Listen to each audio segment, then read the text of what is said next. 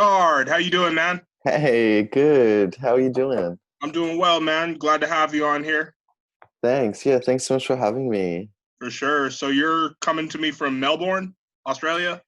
Yeah, I'm in Melbourne. That's Melbourne. crazy. I'm in Los Angeles, so all around Oh, the world, what? baby. Yeah, how's it going in LA at the moment? Dude, it is insane. I mean, it's starting to quiet down with all the protests and stuff like that. The state of California is slowly starting to open back up. Like Oh, some great. restaurants you can sit down in now, but and some stores you can like go in with Yeah. only letting a certain amount of people in at a time. Um, but it's crazy, man. With the protest, it's very overwhelming. But I'm glad change is on its way. Oh, for sure. For sure. Yeah. It's Yeah. much needed. How's the lockdown situation in Australia? Um, yeah, it's easing up as well. It's a little bit odd because like I feel like, sort of the quarantine isolation was so ingrained in our heads, and now sort of like going back into restaurants and stuff, I just feel so uncomfortable. Yeah, I don't know. Like I don't feel relaxed at all, but it's okay. I feel like it's so easy for germs to like transmit from like servers' hands to tables that like I'm Yeah. not trying to take my chances. Let me just take my shit to go. Yeah, for sure. And they take down all of your information. Like if you want to sit down, they like take your number and name and stuff, just like in case there's an outbreak. I'm like, no, no, miss me with that. No. It's creepy as hell, dude. Like I'm not ready for it. Yeah, for sure. And some of the like shops, I feel like no one is enforcing social distancing. It's just like I was in a chemist, like a pharmacy, and people were just like bumping into each other. Like it was just crazy. I'm like, is this not the perfect place to spread this? Like sick people go to a pharmacy. Right, right. I mean, they don't even like do the 6 feet apart thing, like when you stand in line. No, no one Uh, was doing it. I mean, there were like lines on the floor, but no one was really doing it. I was just like, oh, keep away. this is something else. Well, for those of you watching right now, my special guest is Guard, a musician and meme account uh, holder from. I don't know what the term is for the overlord of multiple meme accounts, but a bad meme making Meme motherfucker. meme admin, If I can I meme think. meme admin, thank you. Yeah. So tell me, man, you were born in South Africa and you Yeah. relocated to Melbourne. So tell me, what was that like? Um, yeah, I mean, I think it matures you up quite a lot as a child. Like, all of your friends are gone, everything that is normal to you is just completely changed. I moved over here when I was, I think, 7. Um, yeah, my dad, he got transferred for work. So it wasn't like we left for any specific reason. But yeah, I mean, Australia is a very safe, a very like blessed country. So like we're lucky we came here. Um, but yeah, I think like it does create a little bit of trauma, in a child's life, kind of being taken away from everything that's normal, Yeah, I guess to move to an you know. entirely different continent because Yeah, for sure. I can't even wrap my head around that. So, how old are you now, by the way?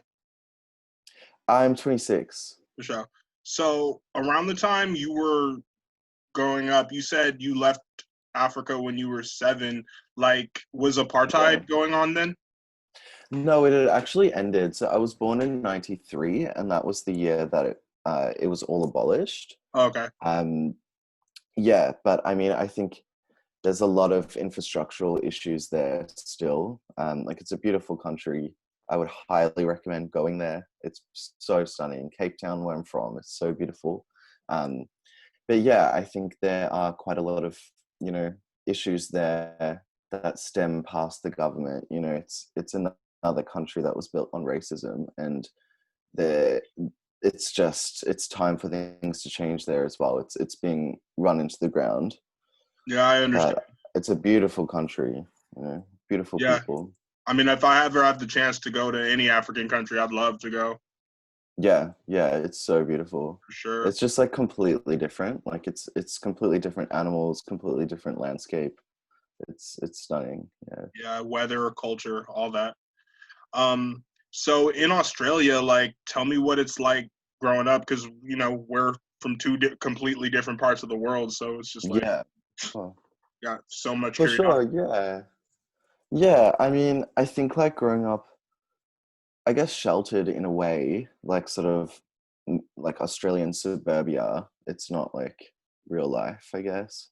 Mm, Um, I guess like I grew up in a church kind of sort of a church setting, like Christian church. And yeah, I think like that was quite hard growing up, knowing that you're gay as well. I guess I found that quite tough, but you know, you live and you learn and you get through it. right, But yeah, I mean, I've always just been into the arts, just always acting, singing, dancing, right. So, painting. So just being creative, which no, is yeah, awesome. I could totally see that. So around what age did you kind of find out uh you were gay and like being in a, you know, religious environment? Like how did the people Yeah, around you react to that? yeah, for sure. I mean, I think it was definitely something that I knew from birth. Like, I mean, I don't know from birth, but from as long as I can Yeah. remember, you know, just having that attraction and then just like, you know, the antithesis of it is like, this is a sin, this is bad. And it's Mhm. like, you know, a child doesn't really understand concepts. But yeah, I mean, I guess I kept it very hidden. I mean, it was, yeah, people would be like, oh, we know, you know, but yeah, like I only really came out when I was like 19 or so. I was very in the closet, very, very like, yeah, didn't want to even go there and like accept it. Like I thought I was straight. I moved states when I was like 18. I'm like, this is it. I'm gonna be straight now, you know. I'm And it just like doesn't gonna work have a out that way. girlfriend. I'm gonna play basketball. Like, yeah, Yeah, yeah, exactly. Yeah, I had girlfriends and stuff like that. I mean, nah, it's just not me. yeah. No, I feel you, bro. Like, either way. Um, so, tell me about your musical influences. So, like, growing up, Yeah, what kind of artists were you into, and then like, who made you kind of want to start taking music seriously? yeah, for sure. I mean, growing up, like, I definitely was very captured by like the Max Martin kind of pop world. So like Britney, Backstreet Boys, Okay. and Sync, like just real that like bubblegum pop.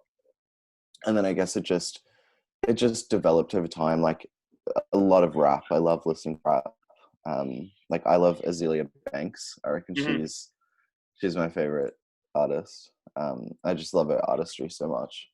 But Yeah, I I feel think it like was sort of Azalea's artistry gets a little overlooked just because of like how much her yeah, mouth gets her in trouble.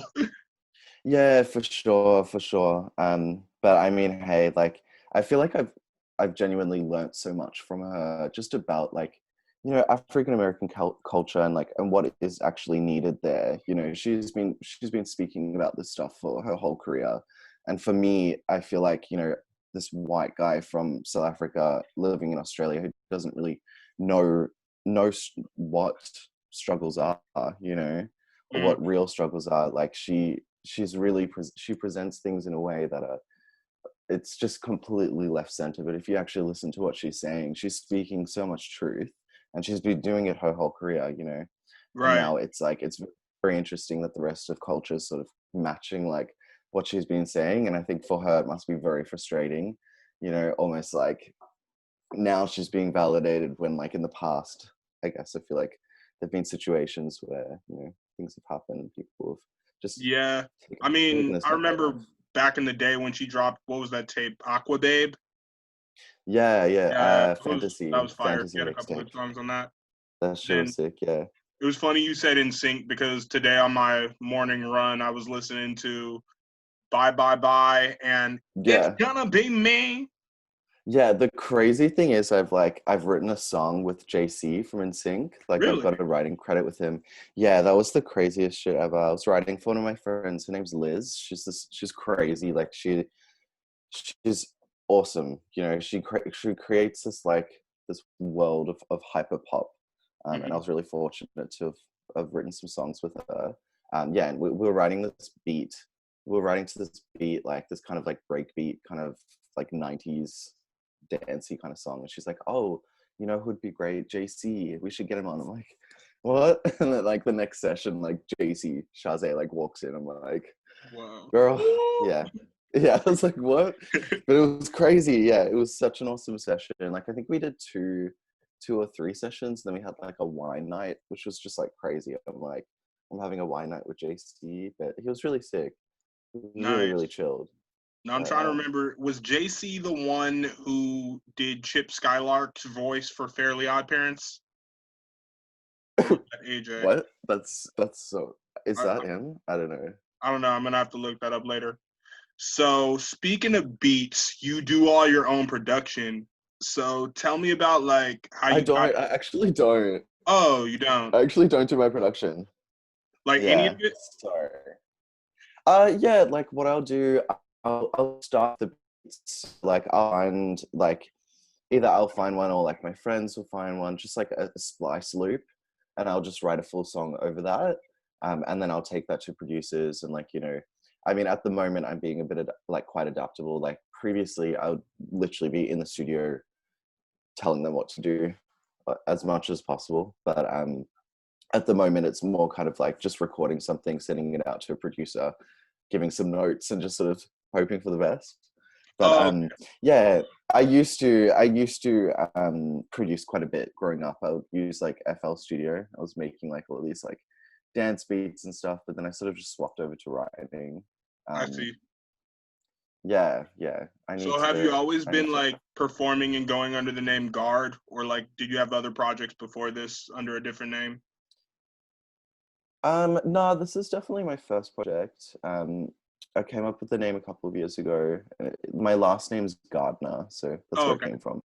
Cool, cool. Guard, but I have to say it like guard for you guys to understand it. If I say God, and everyone's like, "What? Like, what are you saying?" But yeah, nah, it's definitely my first. I started off writing, so I was like, I'm gonna be a songwriter, and then I started writing, and I was like, no, these songs are too personal. They're for me. I'm like, I need to be the artist. you know? Yeah, your songwriting, man, is really quite captivating because one of my Thanks. favorite songs by you is I Don't Miss You. And Oh I yeah, hear sweet. that first bar, painting pictures in the rain, fizzing up like lemonade. It's like you can just really, you're just there. Thanks. Yeah. Yeah, thank you. That whole like so I made a whole album in like a month, and I've sort of been putting out songs from there. And it's dropping later this month, the full project. And like yeah, I mean, I wrote all of those songs when I was in a pretty bad place. So that emotion Really. is real. Yeah, like I don't like writing music about like metaphorical situations, or it's like it's literally like if I had a journal, this is what I would be writing. Yeah. But thankfully, yeah, like I've moved on from that, but it was sort of I see it as a part of like the healing process and self-discovery. If it helps me heal, if it helps other people heal, then that's what it's for, expressing myself. Yeah. I mean, that song I Don't Miss You in particular kind of always takes me to like the dawn of a new relationship or looking back on an old one. Oh, really? Yeah, yeah. Yeah, it was definitely looking back, but it's interesting that you say, yeah, dawning new one. I mean, I think everyone just like relationship breakdowns in their own time. Like Yeah. that there was a time that I felt like, oh, I'm never gonna get over this. But and obviously that's what I hear when I hear that song, is I just hear a lot of sadness and someone that's very stuck. But you do move on. Time heals, I guess. Right. Right. Like, what do I always say? Turn those blues into views. Yeah, for sure, for sure. I mean, yeah, I'm just grateful I was sort of able to get out what I needed to get out in that sort of month that I was making the project. Yeah. Um, and I feel like I just said everything I needed to say, and now I'm just making a lot of new music at the moment, just with new perspectives, and I've sort of just been working on myself a lot, and I've struggled a lot with like depression in the past, and that's kind of behind me now. So it's interesting writing songs from a different perspective. Um, Right. I yeah, noticed with a lot of your music and some of the videos, you kind of have these drug overtones, like the pills in the cereal bowl and the pills on the food yeah, and for stuff. sure. And then like Phantom, which is my favorite song right now.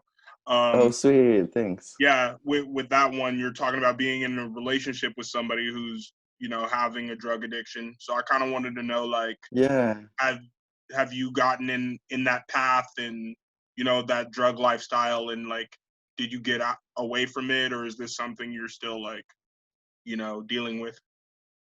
Yeah, I mean, uh I think with mental health, there's often a tendency to use drugs to cope, I guess.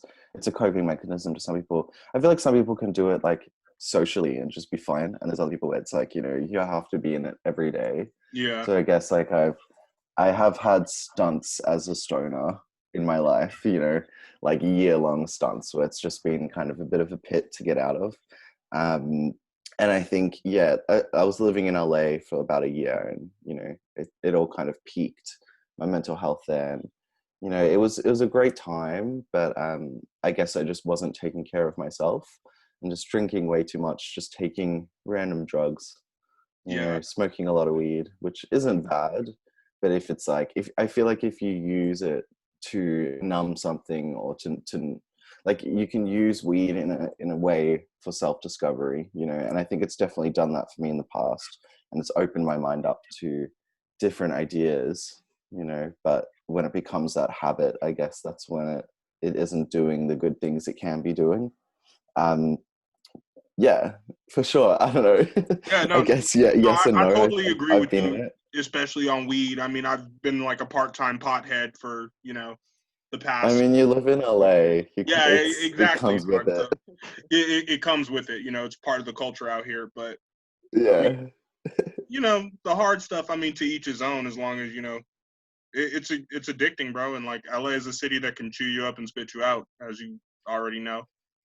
Yeah, for sure, for sure. Yeah, I think I found that a little bit. I was like, I think in retrospect, you do need your mental health in check before going there. Right. But in like, I guess on the flip side, it did sort of open my eyes up to how kind of depressed I was. I didn't like, I knew that there was obviously like an issue, but I didn't realize how depressed I was until I was in LA, kind of self-destructing. And I'm like, no, something Yeah. has to change. So after a year, you decided to go back home. Yeah, my visa was up. Um, Yeah, and yeah, I was like, I'm just gonna go home for a little bit, make some music, regroup, and then by the time I was kind of ready to go back, everything was closed down. So So, potentially we'll go back sometime soon. oh wow. So you moved back from Potentially. here like kind of recently. If by the time you went back to Australia, everything It was was closed down. like end of last year. Oh, okay. Yeah, I moved back here like August last year or so, I see. something like that. Yeah, and I've just been in Melbourne since then, Okay. which has been good. It's just So always cold. maybe in the time. Oh, Melbourne's cold. Yeah, it's hot for like 3 months, and then the rest of the time it's fucking freezing. Really? Okay. I Yeah. know one other band from out there, um, named Surfing. They're like a vaporwave band. Oh yeah. Yeah, and I met them when they Yeah. performed a couple times here in LA. But I'm trying to Oh like get sweet. more into that scene though. But Oh speaking yeah. of scenes, I was kind of curious to like what artists you consider your peers, like anybody you might have like bumped shoulders with while you were here in LA, or just anybody in general that you feel like okay would come up in the same conversation as Guard. Yeah. I mean, when I first kind of came onto the scene, I guess, if I am on a scene, I was found by, do you know the producer Felix Snow? Like I'm he did that big vaguely song for, familiar. yeah, Kiara. She's a really cool like electronic pop artist. So like I came up with Kiara and Terra Junior. I mean, didn't come up with them. I guess I was just signed to the same label as like Terra Junior, Kiara, um, and then things kind of went pear shaped with that deal. I don't know. There was just infrastructural issues internally, Yeah. um, which ended in me, I guess, all of us kind of separating. But yeah, I mean, I found some great friends while I was in LA. I reached out to this guy. His name's That Kid. He's this really cool pop artist. sort of making hyper pop kind of stuff. And I reached out to him, and we've kind of just been writing for his project for about like a year and a half or so. In terms of like in my scene, like I think it's weird because like I'm trying to, or have been trying to break in America. Like I moved there, but I'm obviously Australian, so it's a thing where I guess I have to break in here first. I don't know. That seems like kind of the Mhm. process, I wish I but could tell you how that I don't works, know. but I'm not sure how. I guess you call it the Iggy Azalea effect, or so I don't know how that's done. To Nah. go big international. I think it's like yeah, for sure, for sure. I mean, I think if the music's good, it'll catch on. If if there's something to connect, it's not. Yeah, I don't think there's like a formula anymore. yeah, pretty TikTok. If much. it catches on TikTok, you could be the most famous person in a Okay. second. So, what came first, music or memeing? It was definitely music. It was sort of about. It was around the same time. Yeah, I think it was around the same time. Like I was just a huge stoner, like 19 or so when I was like 19. Hmm. And I was like, I need something productive to do while I'm high, because like I would get stoned and then I would get like ants in my pants, and I'm like, what? How can I be productive? And I was like, oh, I should make like meme pages. It's like I started off making like phone backgrounds, like it was kind of an art page, but I'd make backgrounds where like people could screenshot them, and I don't know. And then they changed, like that was back when it was just a square, and Yeah. they changed, like they've just over time like updated it. But yeah, like I just saw like the current like format for memes where it's like the picture and then the Twitter screenshot, like the Twitter heading above it. um that was just blowing up. I'm like, I need to Oh get yeah, into with this the right big now, capital make an letters on original the meme top, page. capital letters on the bottom. Yeah, it was like that, and then it was just changing to where it's like, like it's just a Twitter screenshot where it's like someone's typed something, they've just put in a picture and then they've screenshotted it, and that Oh that yeah. is what the meme format is now.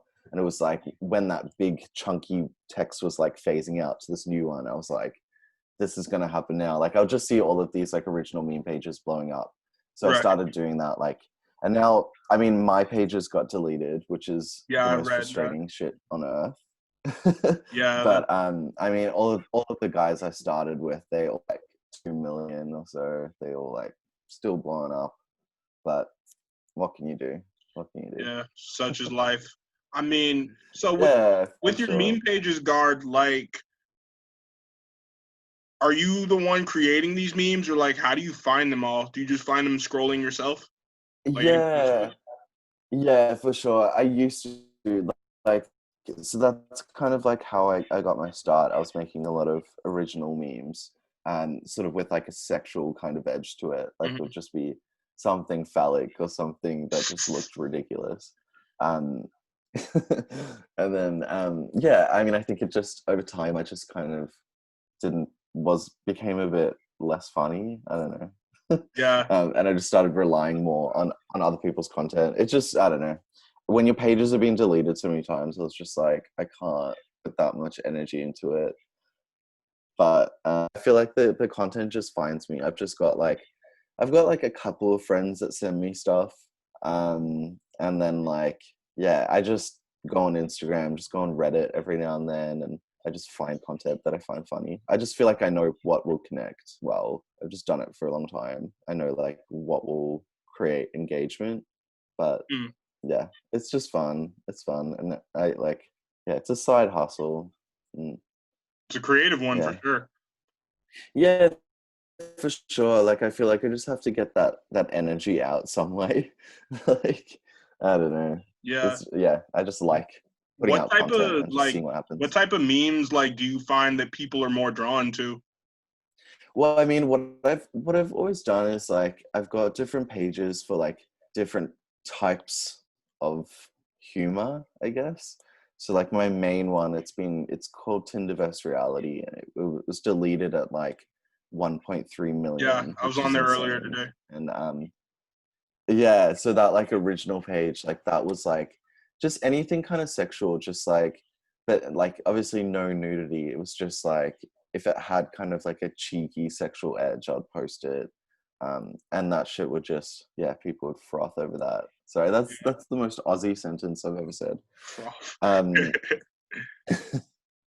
yeah, and then like I've got this other page called My Cringe, and it's just like it's just white people being cringy and just like just emos and yeah, just TikTok people being like ridiculous, and that stuff like people just go Yeah. crazy I for, think the one I first and it stumbled creates upon your like music. discussion. Yeah, the one I first found out about you from was called My Moist Memes. Oh yeah, yeah, Yeah, that yeah. That you shit. post some crazy shit on Yeah, there. that shit's crazy. Yeah, Yeah, but I remember you had like it's like shadow banned. yeah. Oh, it's shadow banned. It's yeah. Yeah, for sure. I mean, I know that sounds like stupid. Like, I mean, to people who don't like have meme pages, it doesn't really mean anything, but it's like they've like limited the amount of people that can follow the page. Like I think they capped it at like 260, like 260,000.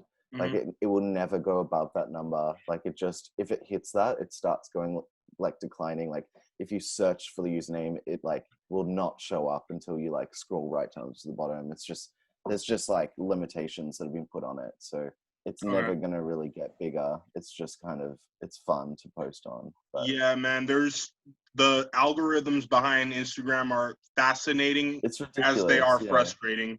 It's so stupid. It's like So stupid. no one's fucking seeing this. Like Like the anything I'm times it's posting. like, yo, sometimes we put our heart and soul into this content all for a robot who like determines what time people are gonna be able to see it. Yeah, for sure, for sure.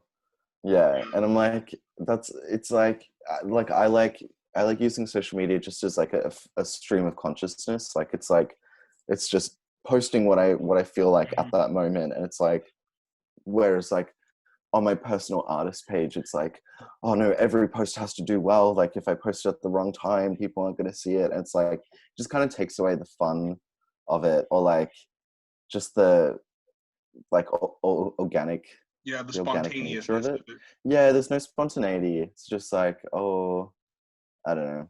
If I post it at this time, maybe 50 more people will see it, but it doesn't really matter at the end of the day. Okay. So if you had to describe your sense of humor in one word, what would it be? I mean, I would say moist, just because it's like the most disgusting word ever. And I don't know, I've kind of just kept that going on Instagram for a while. So moist, because it kind of makes people uncomfortable, you know, All but right. it's also just dumb. Are we ever gonna get like a song from you called "Moist" if there isn't one already? Moist? Nah, I made a song called I'm Calling the Cops, which is like something I used to like post on Instagram all the time. I And remember like, seeing it's, that. Like, I was talking to my friend yeah, nephew about. We made a joke like, "I'm calling the cops." I don't know what that came from. yeah, yeah. I mean, I don't know where it started from, but I just like found it really funny and just kept it going for a couple Yeah. years on Instagram. But yeah, I'm not sure if I should change that song title now. I don't know if it's as funny at the moment. I remember there was a picture that I first saw when I found the My Moist Memes page, and it was of a Uh, shrimp cocktail on a chocolate chip cookie. And I posted that shit to my story, and I said, "I'll have you arrested." yeah, yeah, that's the thing. Yeah, it's That's just it's like yeah, like that's the outrageous vibe. shit that like It's like yeah, so it's bad you just want to something like punish so somebody for stupid. it. Yeah. People get so mad because like I would comment that shit on every post I'd do, and people are like, "Stop! It's not funny anymore." Like after Yeah, like 2 years, they're like so mad that I'm yeah, still guard. posting about. Your persona is eternally the lady in the park calling. Uh-oh, he's froze. Yeah, literally Okay. the Karen, Yeah, the the Karen. Karen like. Karen, speak to your manager. Okay, so tell me about your songwriting process. Like, how do those? Yeah, What do you do to like get in the mood to write, and how do the ideas like come to your head, formulate, be words, and then be lyrics? yeah. I mean, I think every song is quite different. At the moment, so I wrote most of these songs with a co-writer. Her name's Miranda. She's really cool. Miranda Glory. She's a writer and artist from LA. Mhm. Um, And so, I mean, with that, like with these songs I made for the album, I was just, I was just in a really bad place. Like I just was not doing well at all in any way. And I just, like I guess I just knew what I wanted to say. I was kind of on a journey of self-discovery as well as trying to make this album. So I was like, getting a lot of therapy, doing a lot of work on myself. And I just had like concepts, I guess, that I wanted to write about. So generally we'll just like, I just need to hear chords or like a guitar loop or something like that. And then we'll just start freestyling some melodies. And, if I do have an idea, we'll kind of use that as the basis just to kind of guide the the melodies, guide the lyrics, I guess. And then like I think I can be quite like some songs like I can write really quick. Like if you just like settle on a melody quite quickly and not like overthink it, like I'll just be like, yep, this is the melody, let's put lyrics to it, and then we go from there. Yeah. Other songs like it'll start as like a melody in my head and I'll kind of just like keep finessing it over like a couple of weeks, and then I'll be like, oh wait, I've actually got a song here, and put it out. I don't know. Yeah, It's all I bit could kind of different. see that. Like it's good if the idea just comes quick and then you just get to work on it. Yeah, for sure. I mean, I think there's like what I've realized is like every artist is super self-deprecating. Like I've done I do a lot of songwriting sessions for other artists, which I absolutely love. Like I just feel like I could do that forever. If this Okay. music, if my artist shit doesn't work out, I'll write for other people. True. Yeah, But I could definitely see you as a very successful songwriter. thanks. Thank you. I appreciate that. Yeah. I guess I've learned that like everyone has that kind of imposter syndrome. Everyone is super self-deprecating in the studio. Like everyone thinks that their stuff's shit, and it's like it's not shit. It's just you. It's your voice. Like not saying that the voice is shit. Like it's what you're trying to say. Like it's not good or bad. It is what it is. Yeah, it is what it is. Just go with it. Just be confident. And I'm just learning not to overthink things too much. Just say Yeah. what you need to say. The emotion will come out. If it's a genuine message, the emotion will come out. But yeah, No, every absolutely. time's different. So you have a new album on the way. Tell us what's the Yeah, title, when's it coming out, and then what the people can expect. yeah, for sure. So it's called The Identified Patient. It comes out on the 26th of June. Um, yeah, basically it is what the identified patient means. It's basically like it's a psychology term. Basically, it's a personality type within a dysfunctional family environment. So, Hmm. you know, growing up, uh, the way that I guess the way that we grow up sort of dictates our personality types. And for me, I realized that I was living as this person called the identified patient, which is actually like it's an actual term. Or it's basically like the black sheep of the family, or someone that Hmm. you always have to worry about. You always is a bit of a patient. Um, there's always some issue there that you have to worry about. And I didn't realize it was that there were a multitude of reasons why I was living this life as a patient, and just not able to move on, not able to like put my trauma to rest, I guess. And what it led me to, I guess, just continuously recreating my trauma through relationships. So just getting into relationships with the exact same personality type to essentially re-traumatize myself and prove to myself that I wasn't worth shit.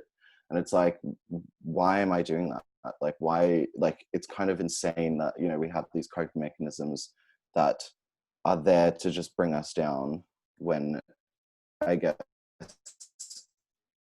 you're aware that there's something not right. I just got to the point where I was like, I don't want to live like this anymore. I'm going to acknowledge that, I'm the identified patient in my life.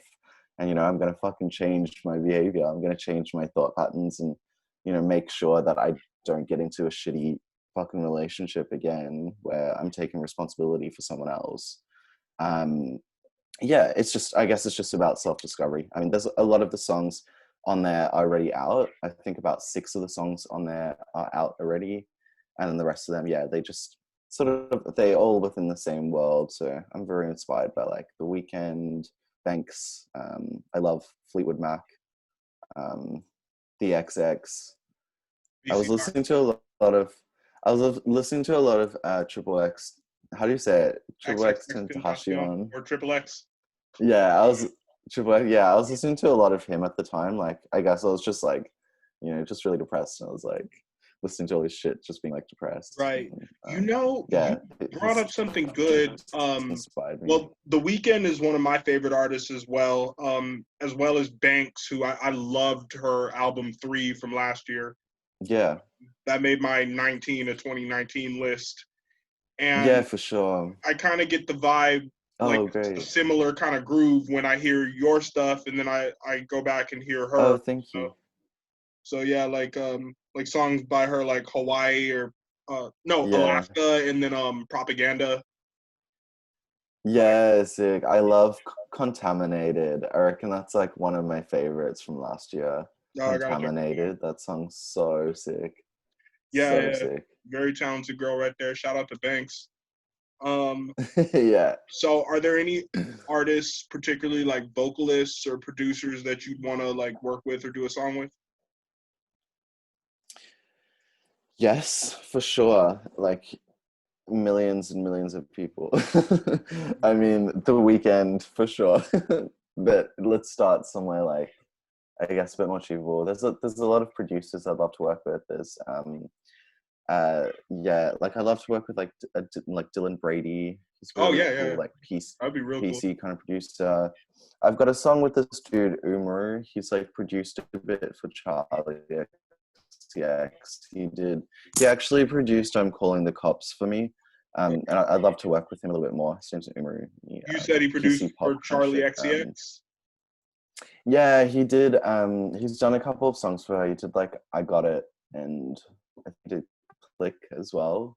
Um, yeah, just real like, there's no formula there. There's no rules. It's just music. It's just sounds. It's broken down. There's no like, this is a pop song. This is the structure. It's just whatever feels right feels right. There's a lot of distortion. It's pretty lo-fi as well. Yeah, um, and like I'm kind of taking that approach now with this new music that I'm making, where you know it's it doesn't have to be perfect. It's telling a story. Like, I would be like, I remember when I first got started with like my vocals, I'd literally record like one sentence like 100 times because I'm like, it has to be perfect. And now I'm like just basically freestyling, just really trying to like keep it as loose as possible, and just more about the emotion and the vibe than like the specific sounds, specific like structure and stuff like that. And I think that's sort of where music's moved. It's more like it's about the vibe than about like the perfect pop formula song. I see like, say like someone like Katy Perry like trying to create a hit at the moment, and it's yeah, like, it's not going to work with the same formula that you've used all through like the 2010s, because people don't listen to music, or people don't consume music in the same way. We don't need those structures. Sometimes you just need one hell of a hook that people can listen to. And I think that's what you're seeing on TikTok. It's just like, it'll stole be the like words on my 12 mouth. seconds of a song. Yep.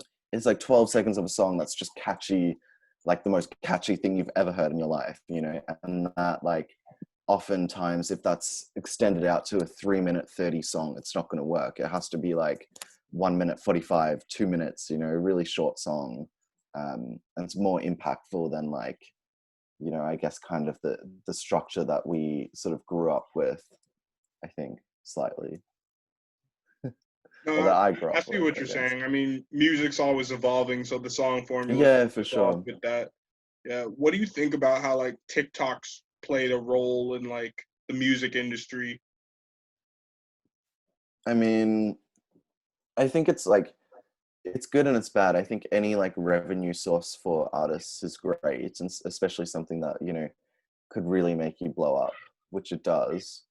Um, I mean, yeah, if anything, it's like it's more appropriated now. You see people just trying to copy these like like really hard trap beats, just trying to make something catchy like for the TikTok. Like I've been in sessions and stuff where it's like you start the song and people are like, what's the hook on TikTok? Like how are we gonna make this a TikTok song? And I'm just like, like I think when it becomes like a conscious decision to pander specifically to a social media app, it does kind of take away some of the like magic of music, you know?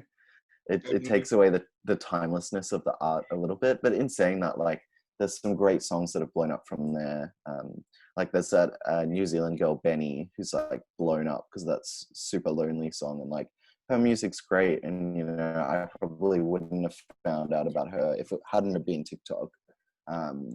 But I think there's a fine line because like when I listen to her music, I don't think that she even had TikTok in mind. It just sort of organically blew up.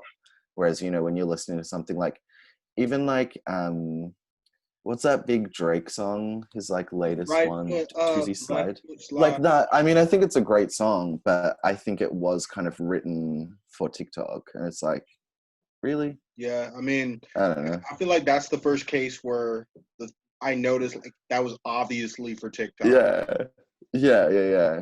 What's which is that okay. one Which is okay. Hey, if you want to play the game that way, Yeah, for sure. go For play sure. it. I'm But just like, like, you know, Drake's such a star. Like he doesn't need yeah, like to literally put dance moves like in the chorus. Like I don't know. I just found that a bit odd. yeah, But hey, it it seemed worked out. it just seemed so cheesy. I paid no mind to it. Yeah. Yeah, there's that other one. What is it? Bored in the House. Do you know that song by Tyga? It's like bored in the house and in the house bored. And it's just like Oh yeah, kind of like yeah. another Bored TikTok. and sorry. Yeah, it's Yeah, like you wrote this for someone to make a dance to it. Like yeah, but hey, you know, if you've got that platform, if you've got yeah. that I mean, place, I just feel like it's if you can do it and you're having fun, why not? yeah. Why not? But it's like the Soldier Boy formula on steroids. Yeah, for sure. I mean, that shit, yeah, kind of started going viral, you know. That was like it.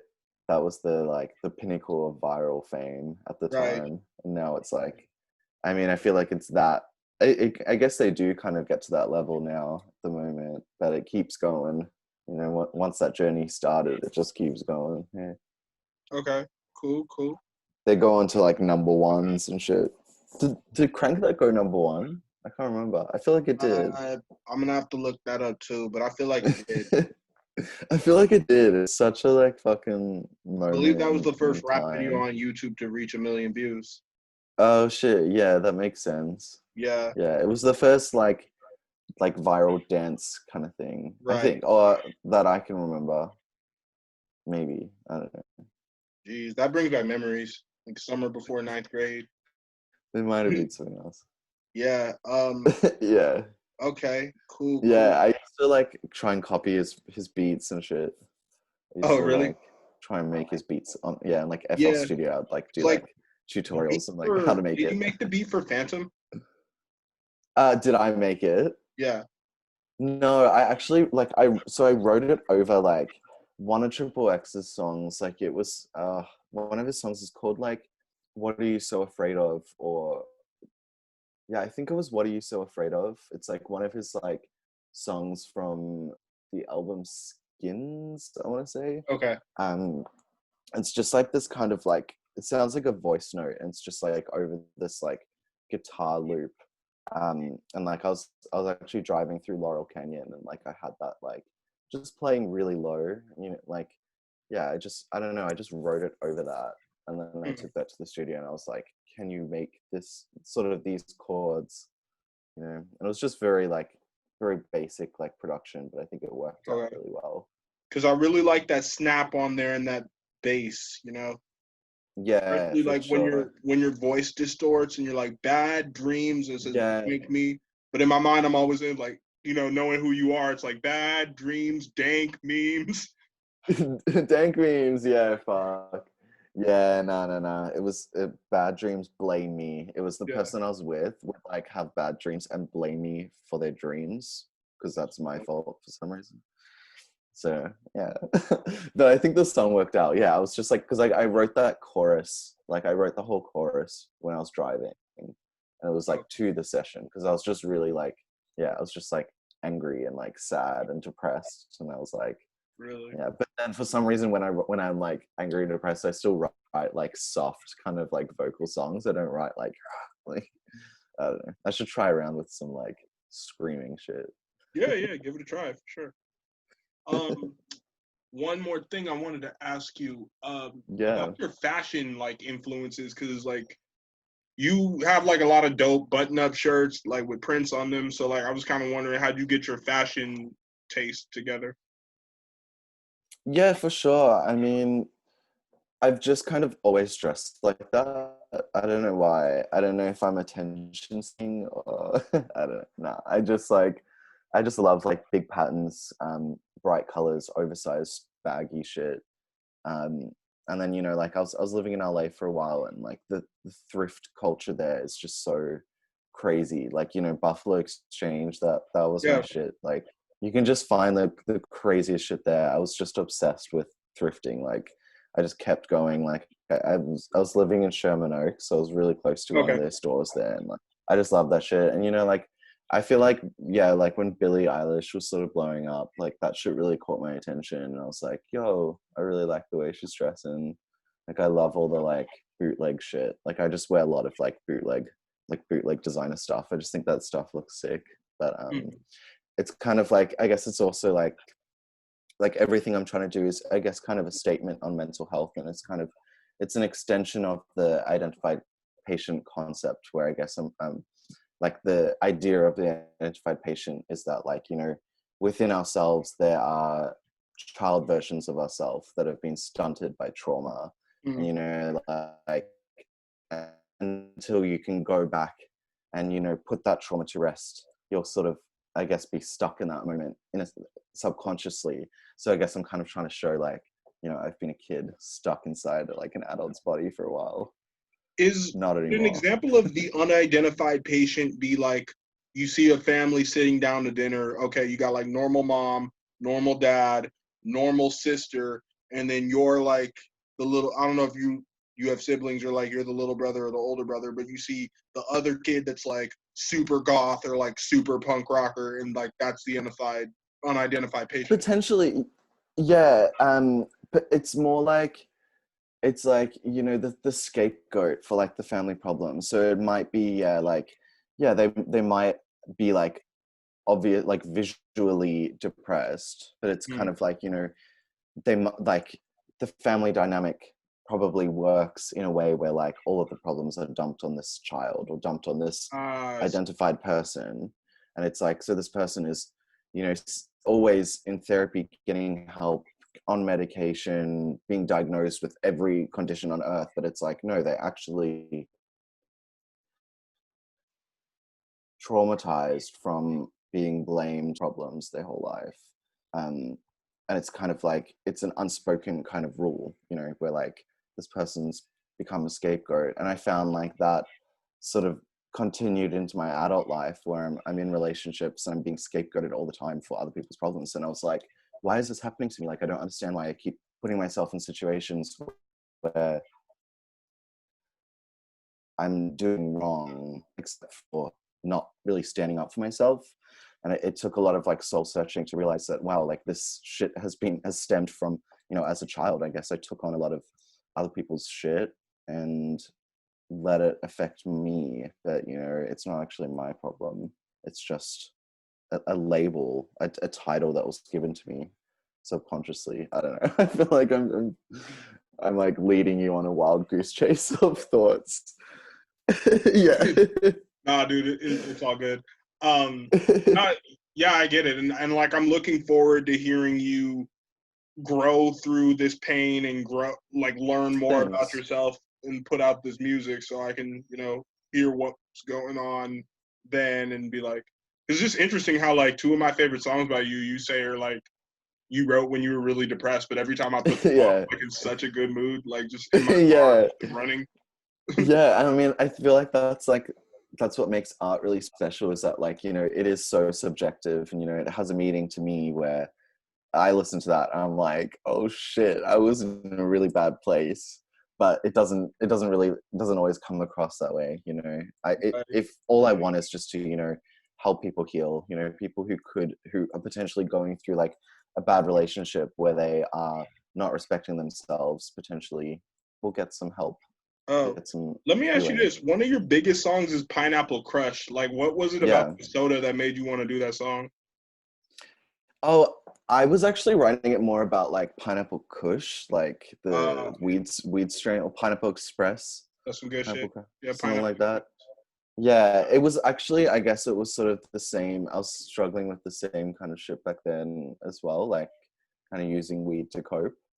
Um, yeah, it wasn't the soda specifically, but I also just thought it sounded cool. It was a cool like song title. Hmm. Okay. And then Wine and Die. That's a play on Wine and Dine.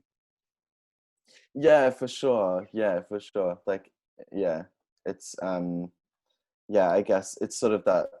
It's the same kind of concept of, you know, finding someone to like latch onto. Like, I guess I just found like when you're super depressed, like you'll get into these like weird relationships that aren't right, you know, and Hmm. kind of, but it's like you're both so self-destructive that you kind of attract together, and it's like it's Yeah, not a healthy dynamic, not but you healthy. kind of it's self-destructing together, and it's like it's under the guise of like love, but it's like, oh shit, like we're both depressed and we're kind of bringing each other down. But that was, I guess, my pattern for quite a while. It was just whining and dying with my bitch beside me.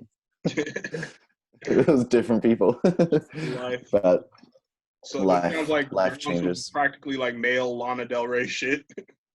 Yeah, for sure, for sure. But Yeah. no, I don't. Her statement was wild. Oh yeah, I yeah. found that Very shit. wild and just sparked off a I found whole that shit another. so tone deaf. Yeah, and then sparked off a whole another monster of controversy with what Doja Cat did after. Doja Cat, yeah, Yeah. shit, and that Those are my feels like girls years too. ago now. I I love know they're great. Doja. Yeah, I fucking love Doja Cat, and she's from South Africa as well. So I Oh feel yeah, like yeah. I fuck with her quite a lot. I Yeah. worked with some of her producers, like some Oh, of you did. her, Yeah. yeah, some of her the dudes who did her like first album. I worked a lot with them, and they all said she's just crazy, but in a good way. Like she's just, yeah, really Yeah. really I met animated. her about a year ago at the BET Oh really? Awards. She was really, we didn't talk for that long. We just like said hi, took a picture, and then we were kind of like dressed similar. So Yeah. it was like quick, but like I don't know. I could tell she was like cool and laid back, but I don't know what's going on. That girl needs some help. Yeah, yeah. I mean, yeah, there's so like I don't know. There's just so many stories, and I don't know. Everything on the Yeah. internet kind of has a life of its own. It's like who even knows what the truth even is Mhm. Yeah, you got these that right. days. All right, guard. We're gonna play a game called Rapid Fire now. You ready? Yeah, for sure. All right. Favorite food? Okay. Pad Thai. Favorite Is drink? that one? Oh shit. Do you guys have Canadian clubs? Is that a thing there? Canadian clubs? It's No. like it's like whiskey premix kind of thing. Okay. Is it whiskey? Yeah, I don't know. It's Okay. pretty nice. When It's I like do the whiskey, whiskey, I ginger do. beer. People are gonna hate me for this. When I do whiskey, I like to drink Fireball. Oh shit, nah, I can't do If you Fireball. take the I fire, can't I'm do that. telling you, you take that Fireball and put it in like a hot peppermint mocha from Starbucks. What? What? Okay, no, I can't. I can't. I Knock can't. it till you try it, bro. Okay. Okay. Favorite movie? Black Swan. If you Interesting. know that one. I Uh, fucking love it. First thoughts when you get out of bed in the morning. Why am I still alive? No. I'll check my meme pages and just be like, oh shit, who have I offended today? Yeah, I don't I love that, bro. know. It's like, Like what have I done? yeah, I got a I motto. like post like, oh, Oh, you go, sorry. oh no, I was about to say, Oh, I was just damn. Go ahead, guard.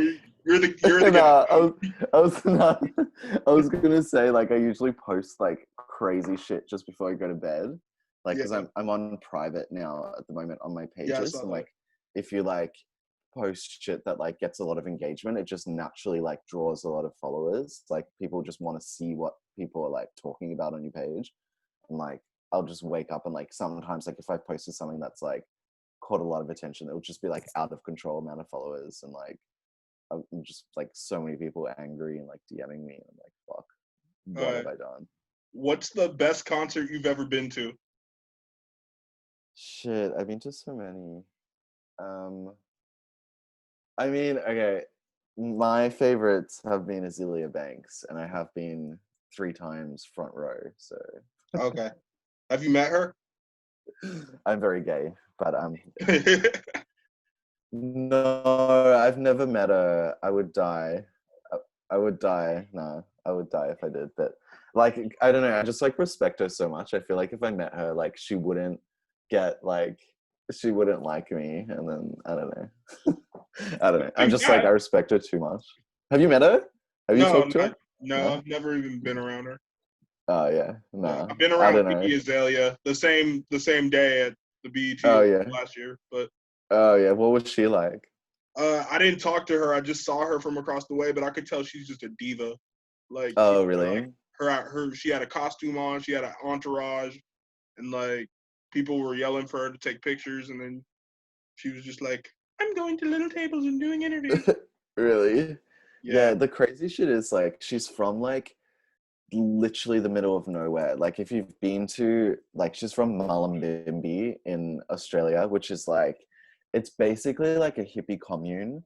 And like you go there, like I remember when like Fancy was really big and like I was in that area and I went to like the street where she lived. It's called Azalea Street, and that's like where she's from. And like to go from there to literally like having a number 1 on Billboard and like, you know, being impactful somewhat in popular culture, it's actually like it's a huge yeah, achievement. Like that is a it's huge accomplishment. crazy.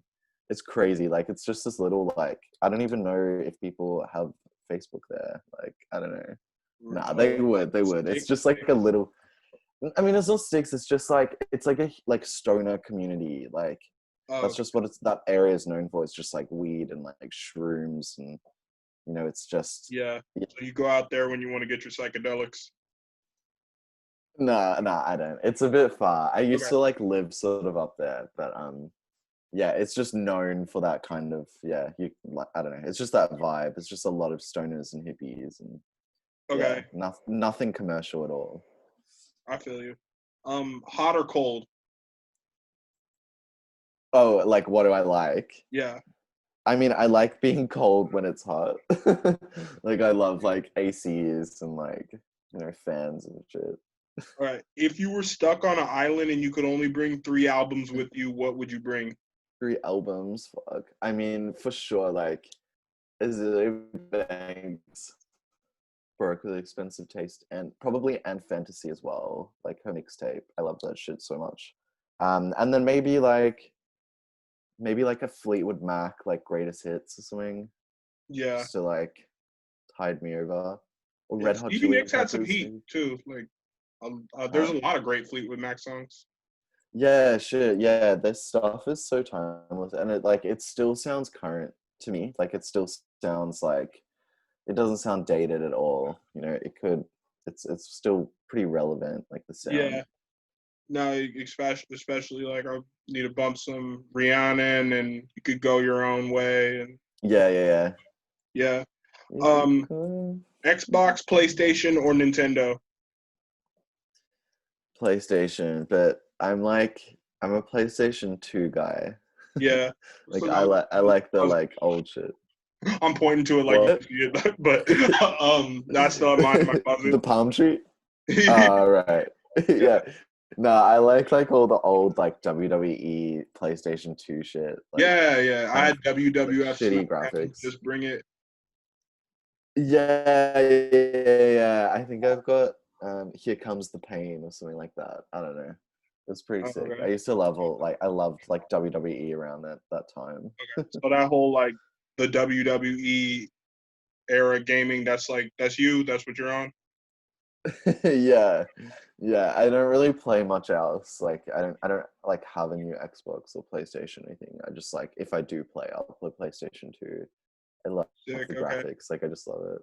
But Oh, yeah. You said Black Swan's your favorite movie. All yeah, right. I think we got them all, Guard. Well, we're looking forward to your new album. The video thanks. for Wine and Die is out. Everybody go check that out. Everybody follow him at Guard and tell Thanks. your meme pages too. Like, Yeah, I mean, so at the moment you can follow me on my cringe and at Tinderverse Reality as well. They both have two eyes because the original pages got deleted. And then also my moist memes as well, yeah, which is fucking crazy. But that's my personal favorite. oh, it's just like the most random shit on uh, like it's so fucking random, Yeah. but it's Oh, fun. it is the It's most fun. random shit on earth for sure. Well, Guard, man, thank you so much for joining me today. It was really a pleasure getting to know Thanks. you. Dude, if once this crisis stuff dies down, man, if you ever come out to LA again, let's For link. sure. And For sure. Yeah, would love to. hey, best to you, bro. Thank you again. Thanks. No, I you too. Thanks for having me on. Sending love, appreciate it. sending love and praying for America at the moment. You know, Thank you it's so time much. for We really need it. change. It's time for change. We can fucking do it. It's Yeah, long overdue, you know? it is And long. you know, we actually have an opportunity to make some legislative change and actually, you know, make a better life for everyone. We appreciate that, man. All right, Guard. Well, you have a great day, bro. Thank you again. Thanks so much, bro. Peace.